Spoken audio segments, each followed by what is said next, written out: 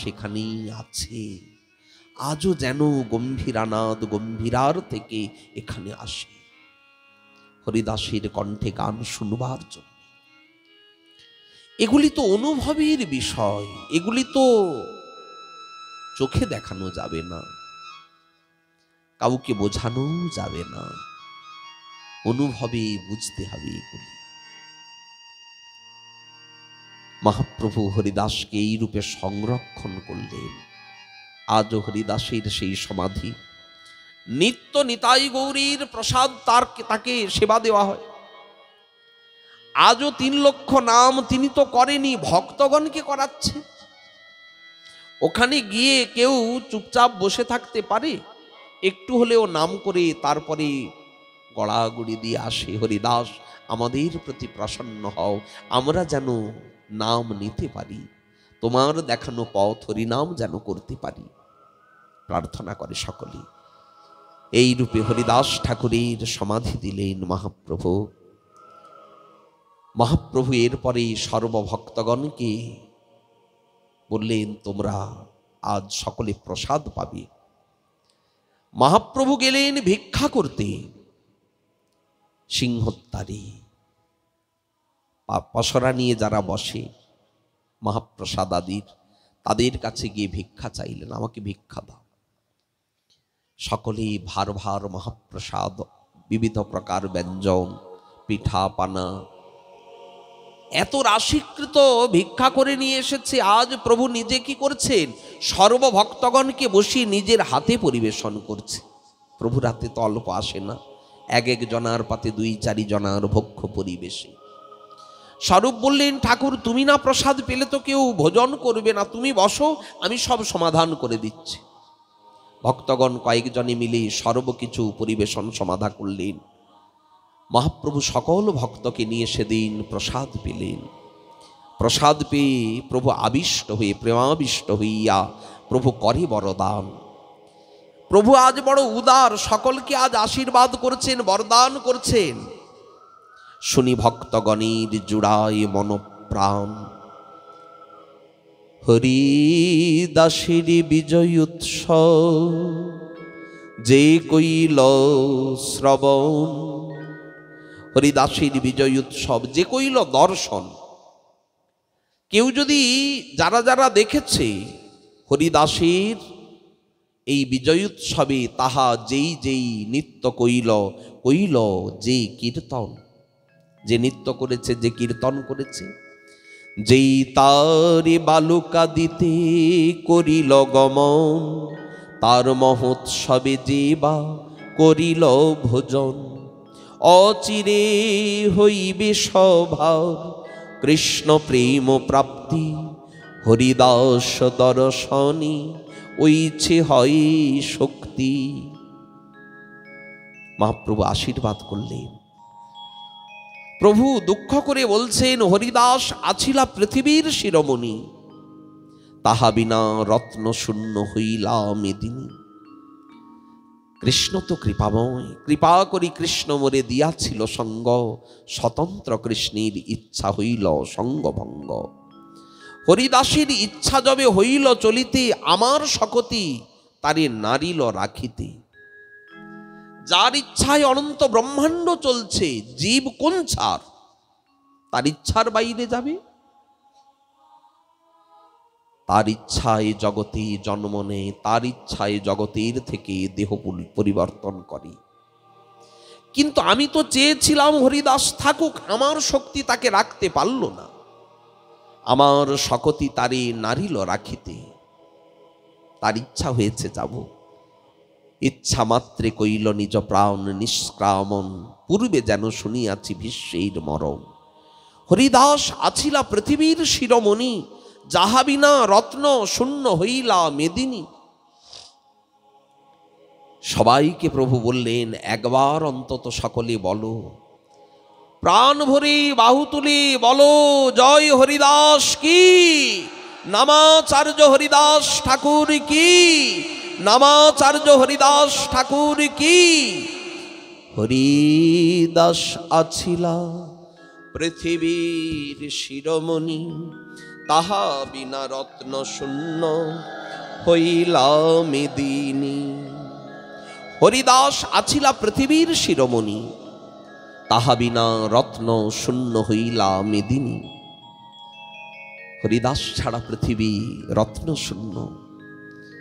এই তো কহিল হরিদাসের বিজয়, যাহার শ্রবণে কৃষ্ণে প্রেম ভক্তি হয়। সাধন করতে হবে না, অনেক আপনাকে আরাধনা করতে হবে তার দরকার নাই, কেবল এই সমস্ত কথাগুলি শোনার দরকার। কেউ যদি মহাপ্রভুর এই করুণার কথা, হরিদাসের বিজয় উৎসবের কথা শুনি, মহাপ্রভুর এই করুণায় কি পাবো? এই তো কহিল হরিদাসের বিজয়, যাহার শ্রবণে প্রেম ভক্তি হয়। যেটা জন্মকোটি সুকৃতৈর নলভ্যতে, সেই দুর্লভ বস্তু কত সহজে মেলে। চৈতন্যের ভক্ত বাৎসল্য ইহাতেই জানি, ভক্ত বাঞ্ছা পূর্ণ কইল ন্যাসী শিরোমণি। শেষকালে দিল তারে দর্শন স্পর্শন, তারে কোলে করি কইল আপনি নর্তন। আপনি শ্রীহস্তে তারে কৃপায় বালু দিল, আপনি প্রসাদ মাগি মহোৎসব কইল।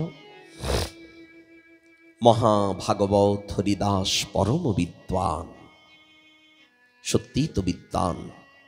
এ সৌভাগ্য লাগি আগে করিলা প্রয়াণ। বিদ্বান কাকে বলে? যে জানে। হরিদাস জানত যে প্রভু লীলা বিশ্রাম দেবে, তার আগেই আমাকে আমার কার্য সারতে হবে।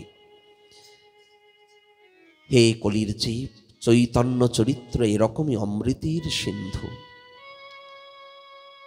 মনে হচ্ছে যে এই হরিকথা বন্ধ হয়ে যাক, মন চাইছে কারুর, ইচ্ছা করছে কি আরো আরো আরো পান করি, আরো যদি কয়েকদিন এই হরিকথা হতো।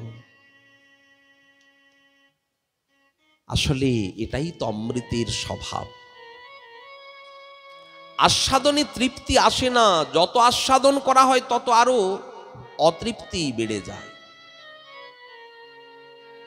অতৃপ্তি, তৃপ্তি হতে পারা যায় না। অতৃপ্ত হইয়া করে বিধিরে নিন্দন, বিধাতাকে নিন্দা করতে লাগে। কেন এত তাড়াতাড়ি 7 দিন তুমি চলে গেলে? কি দরকার ছিল?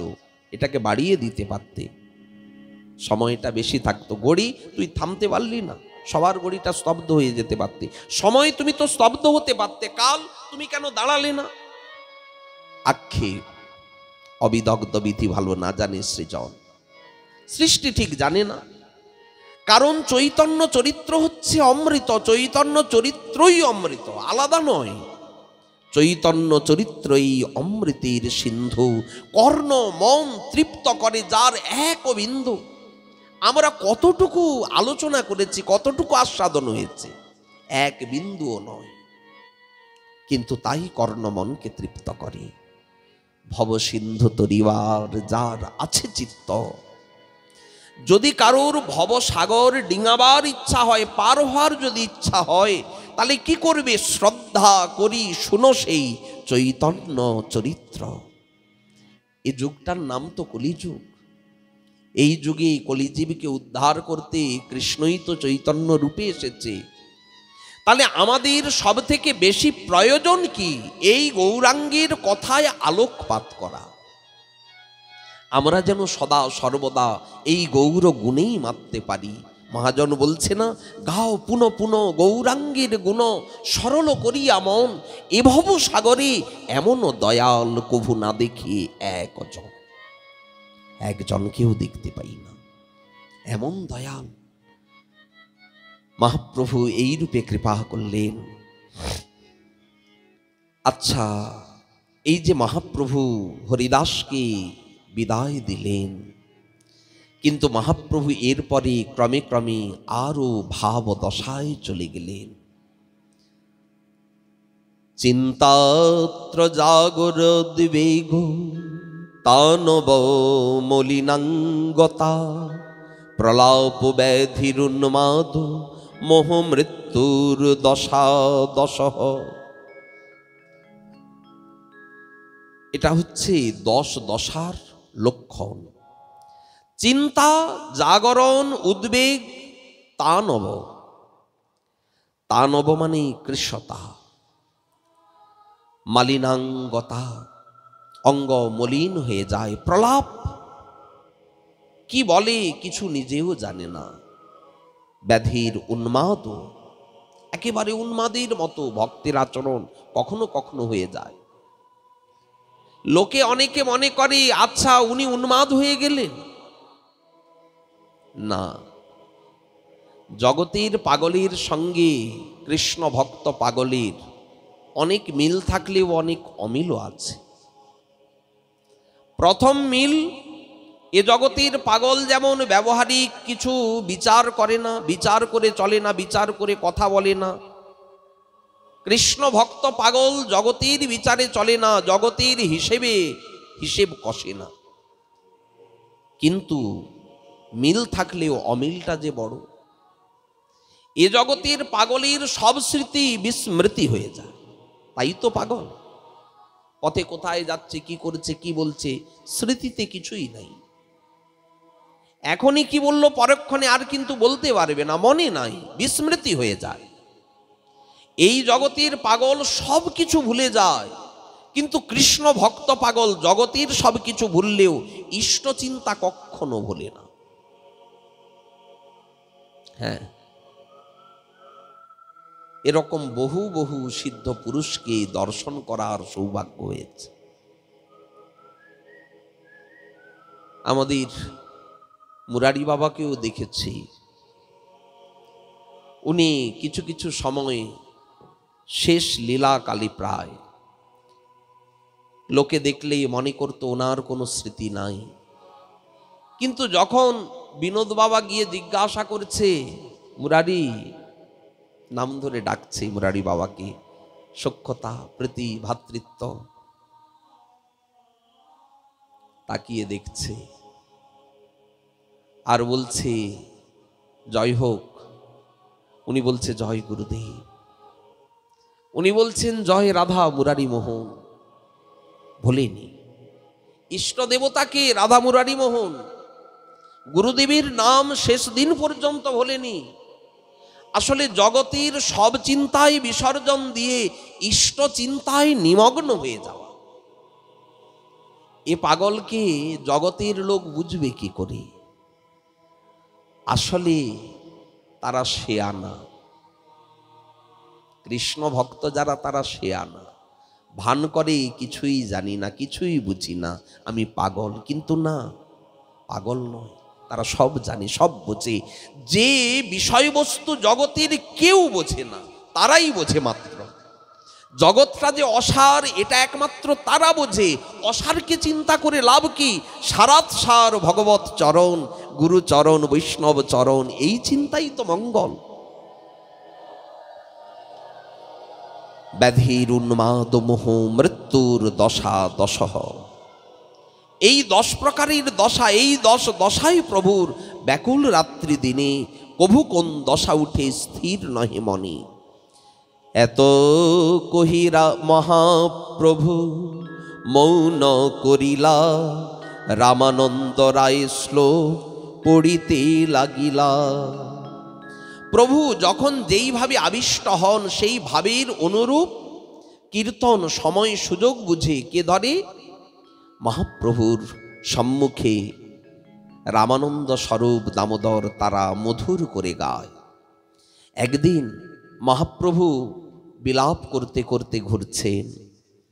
প্রভুর অকস্মাৎ মনের ভিতরে একটা ভাব জেগেছে। ভাবটা কি? আজ রাসলীলা। রাসলীলায় যেমন স্বয়ং ভগবান নৃত্য করেছিলেন সখীগণের সঙ্গে, আজ সেইভাবে মহাপ্রভু যেন নৃত্য করতে চাইছেন। সেদিন প্রভুর ভাব জেগেছে ওই বসন্ত রাসের, এবং বসন্ত রাসের সেই ভাব জেগেছে যখন প্রভুর অন্তরে, তখন প্রভু স্বরূপকে বলছে, স্বরূপ গাও না মধুর করে। তখন মধুর করে গাইছেন ললিত লবঙ্গ এই পদখানি, যে পদ শুনে প্রভু আনন্দে আত্মহারা। প্রভু প্রেমে অস্থির হয়ে গেলেন। প্রভু তখন একবার স্বরূপের দিকে করুণার দৃষ্টিতে তাকালেন। স্বরূপ মধুর করে আজ গাইলে, সেদিন ছিল বৈশাখ মাস। এখন যেমন বৈশাখ মাস চলছে না, এককালে বৈশাখের পৌর্ণমাসী দিনে, সেদিন ছিল পূর্ণিমা। রাত্রিকালে মহাপ্রভু চলিলা উদ্যানে। একটা উদ্যানে গিয়েছে, সেই উদ্যানটার নাম হচ্ছে জগন্নাথ বল্লভ। রামানন্দ রায় যেখানে থাকতো ওখানেই তো জগন্নাথ বল্লভ নাটক রচনা করেছিলেন, তাই জন্যই বাগানের নাম জগন্নাথ বল্লভ। প্রফুল্লিত বৃক্ষলতা যেন বৃন্দাবন। প্রভুর এই চিত্তকে আরো উন্মাদিত করছে সেই সময়ের পরিবেশ প্রকৃতি। এই কি সেই বৃন্দাবন? শোক সারি পিক ভৃঙ্গ তারা করে আলাপন। বৃক্ষ শাকে বসে তারা কুহু কুহু রবে গান গাইছে, পঞ্চম তানি সুরালাপ করে। চারিদিকে পুষ্পগন্ধ বহে মলয় পবন। চারিদিকে মলয় পবন বইছে। গুরু হইয়া তরুলতায় শিখায় নর্তন। যেন মনে হচ্ছে তরুলতাগুলি নৃত্য করছে। মহাপ্রভু আনন্দে কি স্থির থাকতে পারে? চারিদিকে জ্যোৎস্না, পূর্ণচন্দ্র চন্দ্রিকায় পরম উজ্জ্বল। তরুলতা জ্যোৎস্নায় করে ঝলমল। ঠিক 6টি ঋতুই যেন আজ নীলাচলে অবস্থান করছে প্রভুকে সেবা করবে বলে। 6 ঋতুগণ যাহা বসন্ত প্রধান, থাকলে হবে কি বসন্ত মুখ্য। কারণ বসন্ত ঋতু রাজ। যত ঋতু আছে তার ভেতরে রাজা হচ্ছে বসন্ত। আর সেই বসন্ত লীলাকে আস্বাদন করছেন। বসন্তকালীন রাসের পদ তখন স্বরূপ মধুর করে গাইছে। গাও না ললিত লবঙ্গ, এই পদটা একবার গাও স্বরূপ। ললিত লবঙ্গ লতা পরিশীলন, কোমল মলয় সমীরে। ললিত লবঙ্গ লতা পরিশীলন, কোমল মলয় সমীরে। মধুকরণী কর করম বিতক কিল পূজিত কুঞ্জ কুটিরে। বিহরতি হরিরিহ সরস বসন্তে, নৃত্যতি যুবতী জনে ন সমং। সখী বিরহী জন সদূরান্তে। ললিত লবঙ্গ লতা পরিশীলন, কোমল মলয় সমীরে।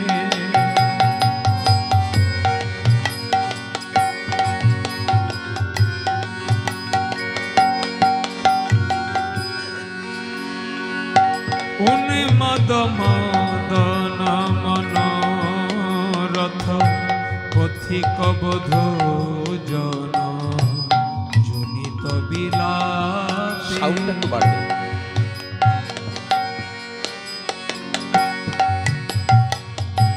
উন্মাদ মদন মনোরথ, পথিক বধূ জন জনিত বিলাপে। অলিকুল সংকুল কুসুম সমূহ, নিরাকুল বকুল কলাপে।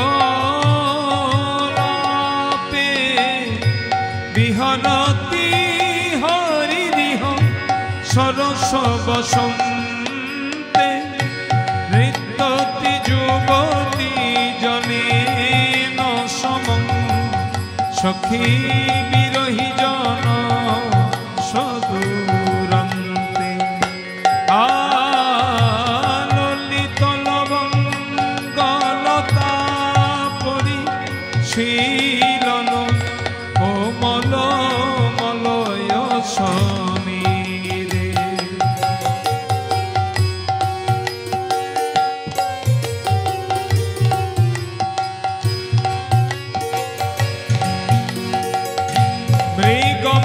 সৌরভ রভ সব সঙ্গত নবদল মালত মালে মৃগমদ সৌরভ রভ সব সঙ্গত নবদল মালত মালে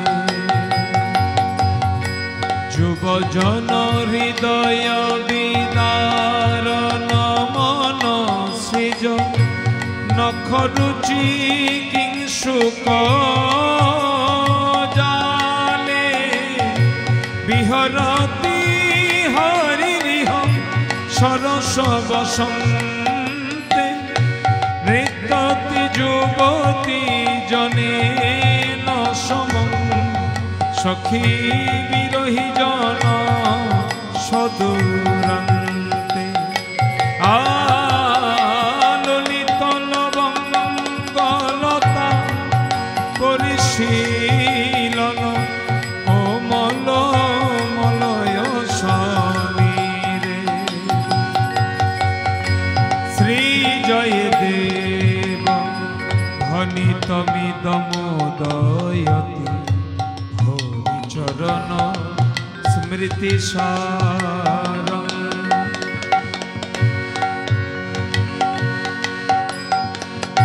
সরস বসন্ত সময় বনবর্ণন সরস বসন্ত সময় বনবর্ণন মনুগত মদন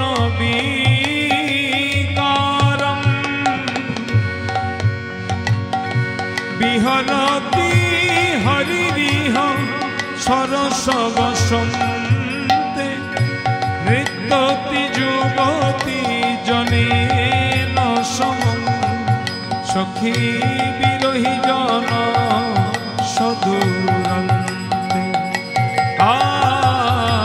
ললিত লবঙ্গলতা পরিশীলন কোমল মলয় সমীরে কোমল মলয় সমীরে কোমল মলয় সমীরে।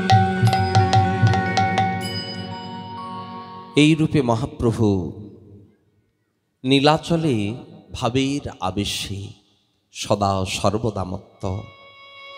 কোনদিন বলেন নবাম্বু দল সদ্যতীর নব তরীণ মনোজ্ঞাম্বরহ সুচিত্র মুরলীস্ফুর শরদ মন্দ্র মন্দ্র চন্দ্রানন ময়ূরদল ভূষিত শুভগতার হারপ্রভ স্বামী মদন মোহন সখী তনতি নেত্রস্পৃহাম। গোবিন্দ লীলামৃতমের শ্লোক।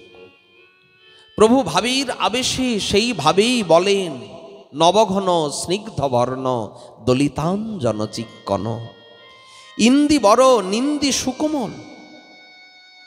পদ্মের শোভা পর্যন্ত নিন্দা পেয়ে যায়। অত সুন্দর নীল পদ্ম, তার কত সৌন্দর্য বললেন সেটিও যেখানে পরাভূত হয়। নতুন মেঘ তার সঙ্গে তুলনা করা যায় না, তুলনা করা যায় না দলিতাঞ্জন চিক্কনেরও। যিনি উপমার গণ হরে সভার নেত্রমন কৃষ্ণকান্তি পরম প্রবল, তাকে কি কোনো উপমা দিয়ে বোঝানো যায়? সর্ব উপমার উপমা তিনি। কহ সখী কি করি উপায়, কৃষ্ণাদ্ভুত বলা হোক মোর নেত্র চাতক। আমার নয়নটা তো চাতক, কৃষ্ণ অদ্ভুত বলা হোক। অর্থাৎ নতুন মেঘ কৃষ্ণাদ্ভুত বলা হোক মোর নেত্র চাতক। না দেখি পিয়াসে মরি যায়, সৌদামিনী পীতাম্বর স্থির রহে নিরন্তর। আচ্ছা, কৃষ্ণের যে অঙ্গ কান্তি সেটা তো নতুন মেঘেরই কান্তি। আর কি বললেন সৌদামিনী, এই পীতাম্বরটা হচ্ছে সৌদামিনী, যেন বিদ্যুৎ। ওই যে উজ্জ্বল রাধার বরণ, কাঞ্চনের বরণ, ওই উত্তরীয়, ওটা যেন স্থির বিজুরি। আর দেখো মুখ তাহার বকপাতি ভালো, মুক্তার হারগুলি ঠিক যেন বক উড়ে যাচ্ছে কালো আকাশের মাঝখান দিয়ে, একেবারে ঘন কালো মেঘ, তার ভেতর দিয়ে সাদা বকগুলো, কত দেখতে ভালো লাগে। ওই যে কৃষ্ণের কণ্ঠে যে মুক্তার মালা, দেখে যেন মনে হচ্ছে কৃষ্ণাদ্ভুত বলা হোক। আর কি বললেন? অদ্ভুত বালক, ইন্দ্রধনু শিখি পাখা উপরে দিয়াছে দেখা। ওই যে মেঘ যখন ওঠে ওপরে ইন্দ্রধনু ওঠে না, কৃষ্ণের যে চূড়া, ময়ূরের যে পাখাখানি, দেখে যেন মনে হচ্ছে ইন্দ্রধনু। আমাদের কবিরাজ গোস্বামী পাদের কলম কত প্রাণস্পর্শী, সাহিত্যের কতখানি বর্ণন, অপূর্ব বর্ণন, অনবদ্য বর্ণন। তো বলছেন মুরলী কলধ্বনি। আচ্ছা, মেঘ হলে তো মেঘ ডাকবে, বলে ডাকছে তো, ওই যে কলধ্বনি, বাঁশিটার যে ধ্বনি। বলে দেখুন, বজ্র যেমন পতিত হলে যার উপরে পড়ে সে যেমন মারা যায়, এই ধ্বনি যার কানের ভিতর দিয়ে প্রবেশ করে সে আর বেঁচে থাকে না, বাঁচা না বাঁচা তার কাছে দুই সমান। তবে কি জানেন, মরতে দেয় না, অধরের পরশ থাকে তো, এই জন্যে বেঁচেও থাকে। মুরলীর কলধ্বনি মধুর গর্জন শুনি। মেঘের গর্জন ভীষণ ভয়ানক, কিন্তু এই যে মেঘ, এই মেঘের গর্জন মধুর। বৃক্ষাদি বৃন্দাবনে নাচে ময়ূর চয়, ময়ূরগুলি যেমন দেখে নাচে না, মেঘ দেখে নাচে, এখানেও বৃন্দাবনে ময়ূর নাচছে। অকলঙ্ক পূর্ণ কল লাবণ্য জ্যোৎস্না ঝলমল, কোনো কলঙ্ক নাই, কৃষ্ণ বদন কমলী, বদন চন্দ্রে। আর কি জানেন, মেঘ থাকলে তো চাঁদ দেখা যায় না, কিন্তু আজ এখানে অদ্ভুত বিষয়, মেঘও আছে, চাঁদও আবার ফুটে উঠেছে। চন্দ্রের জ্যোৎস্নাটা দেখুন, কি জ্যোৎস্না, লাবণ্য, কৃষ্ণের যে লাবণ্য, লাবণ্য জ্যোৎস্না জলমল, চিত্র চন্দ্রের যাহাতে উদয়। অদ্ভুত কিনা, চিত্র মানে অদ্ভুত, বিচিত্র, অদ্ভুত, অদ্ভুত চন্দ্র আজ উঠেছে। দুর্দৈব ঝঞ্ঝা পবনে মেঘ নীল অন্য স্থানে। বৈশাখ মাসে কখনো কখনো মেঘ উঠে, মনে একটা লোভ হয় যে আজ বোধ হয় জগৎটা একটু ঠান্ডা হবে, বৃষ্টি হই। ওমা, ঝড় এমন দিল, ঝড়ের সঙ্গে মেঘ পালিয়ে গেল, বৃষ্টি এক ফোঁটা হলো না। দুর্দৈব ঝঞ্ঝা পবনে মেঘ নীল অন্য স্থানে, মরে চাতক পিতে না পাইল। চাতক এই প্রাণটা পান সৌভাগ্য পেল না। পুনঃ কহে হায় হায় পড় পড় রাম রায়, বলো না রায়। রামানন্দ শ্লোক পড়ে, শুনি প্রভুর হর্ষ শোক, আপনি প্রভু করেন বাখ্যানি। এই রূপে প্রভু অন্তলীলায় সদা বিভাবিত। একদিন সেই ভাবের আবেশের ভিতরেই প্রভু চিন্তা করছে, আমি যে লীলার বিশ্রাম দেব, তাহলে ভক্তগণ তারা কি নিয়ে থাকবে। শুধু তাই নয়, যারা এখন আমাকে দেখলো, যারা আমার সংকীর্তন পেল, তারা তো প্রেম পেয়েই গেল, কিন্তু কলির শেষ প্রান্ত পর্যন্ত আমি যে প্রেম দেব, কি করে দেব। হঠাৎ মনে হলো একটা উপায় তো আছে। উপায়টা কি? আমি আর আমার নাম তো আলাদা নই, তাহলে আমি যে প্রেম এতদিন নিজে দিয়েছি, সেই প্রেম আমি নামের উপরে দায়িত্ব দেব। এই নাম সকলকে প্রেম ধ্বনি ধ্বনি করবে। হর্ষে প্রভু কহে শোনো, স্বরূপ রাম রায় কলৌ সংকীর্তন পরম উপায়। এই প্রেম প্রাপ্তির উপায় একমাত্র সংকীর্তন, পরম শ্রেষ্ঠ উপায়। সংকীর্তন যজ্ঞে করে কৃষ্ণ আরাধন, সেই তো সুমেধা পায় শ্রীকৃষ্ণ চরণ। প্রভু তখন এই সংকীর্তনের মাহাত্ম্য নিজে কীর্তন করলেন।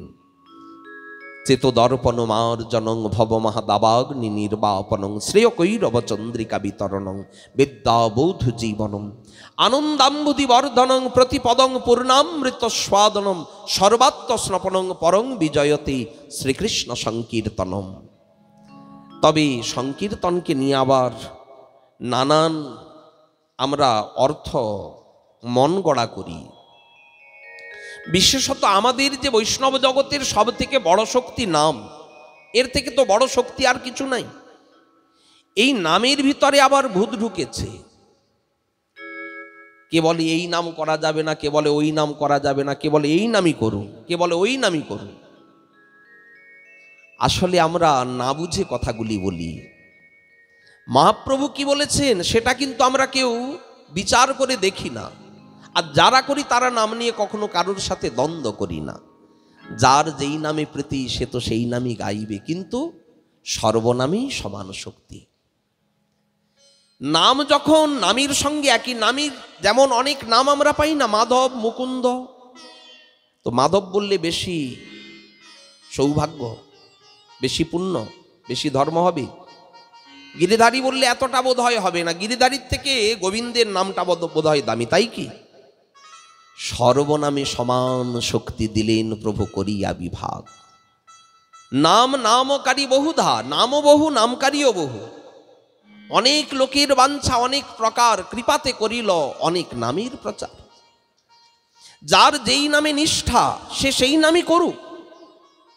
প্রত্যেকটি নামে সমান শক্তি দিয়েছি করিয়া বিভাগ। আমার দুর্দৈব নামে নাহিল অনুরাগ। কোনো নামেই তো অনুরাগ হলো না। কেউ যদি কোনো নামের বিরোধিতা করে তাহলে কিন্তু তার মহা অপরাধ হয় মহাপ্রভুর চরণে, কারণ এটা মহাপ্রভুর মনঃপূত নয়।